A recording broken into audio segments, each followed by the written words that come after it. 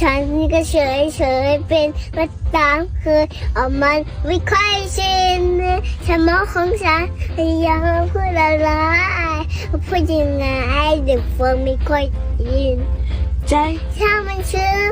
ป้าไม่ค่อยได้กินจุดทวินไม่กินไม่โอ้โห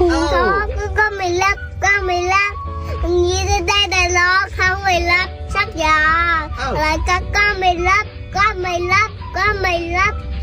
ดีได้แต่ร้องทั้งไม่รับสักอย่างอะไรก็ไม่รับดีได้แต่ร้องทั้งไม่สักอย่างไอจีมันเป็นอย่างนี้ฟ้าเทกันเดียวโอ้โห